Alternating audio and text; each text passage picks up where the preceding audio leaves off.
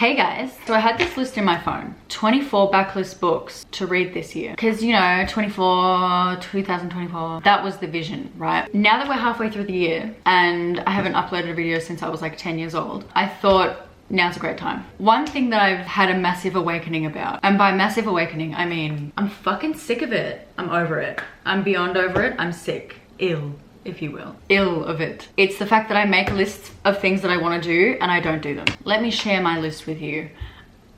If you don't know what a backlist book is, it's pretty much a book that was published before the present year. My big plan is that I'm going to read all of these by the end of the year. Now, don't fucking say a thing, all right? I don't want to hear it. I don't want to hear anyone except myself. First up is Red Rising by Pierce Brown. Okay, so this is set in an alternate reality. Humans have expanded past Earth. There's 3 different types of the human race now. So there's like the reds, the golds, and the blues or the silvers, I think. Basically, the main character is a red, which is like the lowest class. The golds are obviously the top class. I don't really know. That's all I know. But I have heard good things and I know it's been around for years. Then we have Ninth House. So the main character, Alex, ends up getting a scholarship to Yale, I think. And then I think she gets involved in like the underground secret societies that are at Yale. The vibe I'm getting is Dead Poet Society. The next one is The Vanishing Half. So this is about a set of twins that are mixed race. One twin decides to live their life as like a white person. And I think the story just kind of follows the disparity between their lives. Then we have The Song of Achilles. Okay, I got this book. Ah, there's a bookmark in here. From Gaze the Word. I haven't opened this for like 2 years. It's got a signed book plate in it too. This is a retelling of Achilles and, is it Patroclus? Then we have The Silent Patient, number 5. This lady gets checked into a psychiatric hospital, I think, because she attacks someone and then she doesn't speak another word again. That's all I know about that. Then I have Yoke by Mary H.K. Choi. I just got these 2 from the library and I have Yoke on my Kindle. I have Emergency Contact and Permanent Record. These aren't part of my 24 backlist books, but I do want to read them as well. Like, I just want to read all of Mary H.K. Choi's books. My main reason for wanting to read Yoke is because me and my friends, years ago, we tried so hard to make this buddy read happen for it and it just didn't happen. And I think everyone just ended up reading Yoke by themselves. So I need to read it. Then I have A Darker Shade of Magic.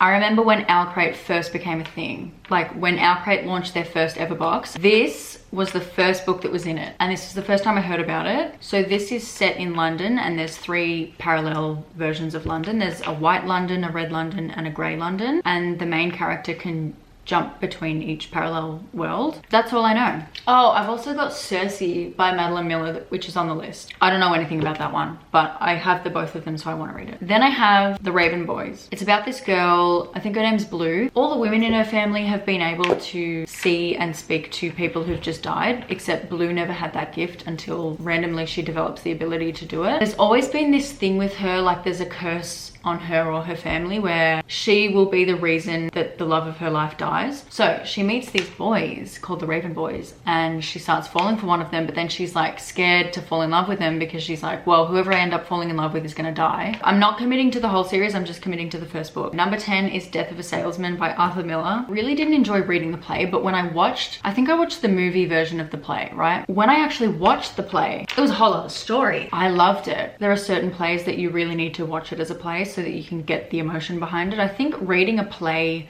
just as a script, there's so much that doesn't translate. I think plays are meant to be watched. That's my takeaway.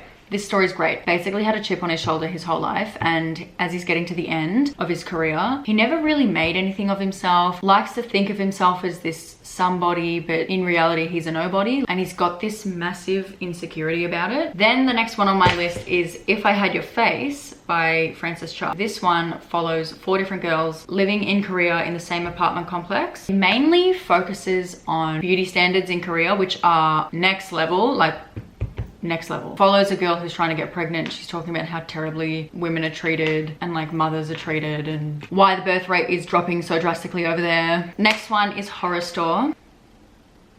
This is the 4th time I've tried to film this. Lost the first set of footage. The second set of footage got deleted. The 3rd set of footage got wiped from my computer. This is the 4th time.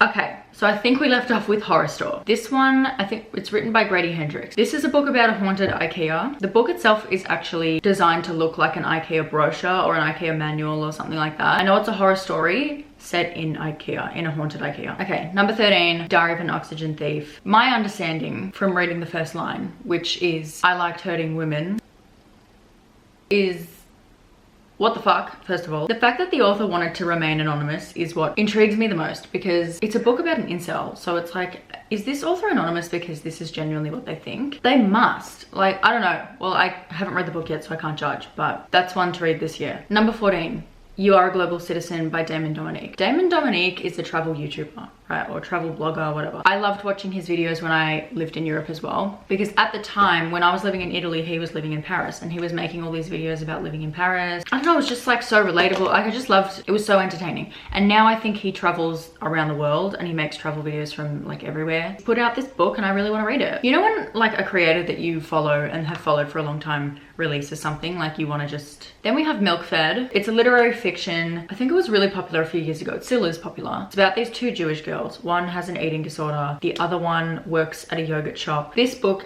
essentially follows those three topics: disordered eating, mother issues, religious trauma. Somehow these two girls link up. This other girl starts feeding her. She's like really intent on feeding her and like making this girl eat. I don't know where it goes from there. Number 16 is 172 Hours on the Moon. I don't actually know a heap about it, but the reason it's on my list is because I've wanted to read this since I was like 14. I discovered it through Goodreads. I think it's about, I've heard it's a horror story. I think it follows a group of students. Somehow they get chosen for this expedition. They go to the moon and they think they get trapped there. And that's pretty much that. Mr. Penumbra's 24-hour bookstore. I also found this one through Goodreads when I was in high school. I don't know a heap about this one either. It's on my list because you know when there's a book that you've wanted to read for such a long time and it's been on my TBR for so long that I almost want to just read these just to like avenge 15-year-old me, and just so it's like, there, you finally read it. I have a couple like that on here. This one's about a bookstore that's open 24 hours, which, hello, a dream. I'm not sure. I don't know if this is like heartwarming vibes or if this is like sinister vibes. I guess I'll just have to see when I read it. Then I have number 18, Legend. Again, same thing. Wanted to read this since high school. I know it's a dystopian book. It follows these two perspectives. I feel like I just need to read it to feel some sense of completion. Okay, then we have number 19, The Woman in the Window. This is about a lady. This one I want to read because A, there's a movie, and then B, there's a parody of the movie. Like, it's called The Woman Across the Street from The Woman in the Window. Follows a lady who never leaves her house, watches her neighbors through the window. One day she sees something she wasn't supposed to see. I think she's trying to uncover what happened but is struggling with like no one believing her. It's giving me Girl on the Train vibes. Then we have number 20, The Martian. I think this is about a guy that gets stranded in space. Apparently it's really good. There's a movie. Number 21, The Night Circus by Erin Morgenstern. So this is about a mysterious circus that shows up at nighttime, and by the time the dawn breaks, the circus disappears. It's intriguing, mysterious, it's whimsical, it's suspicious, it's tickling my fancy. Then we have number 22, Red Queen. I have it here actually. This is another one, book that's been on the TBR for the longest. Just need to do it. From what I've heard, it's like a low-key rip-off of Throne of Glass and a bunch of other really popular YA fantasies at the time. Which, fuck it, like I love a remix as much as the next person, so let's go. Then we have number 23, Slaughterhouse 5. I've put Slaughterhouse 5 on here, but it's really just a placeholder for modern classic. Like, I want to read a modern classic this year. That could either be Fahrenheit 451 I have, The Handmaid's Tale, Slaughterhouse 5, One Flew Over the Cuckoo's Nest, A Clockwork Orange, The Bell Jar. I feel like I have another one.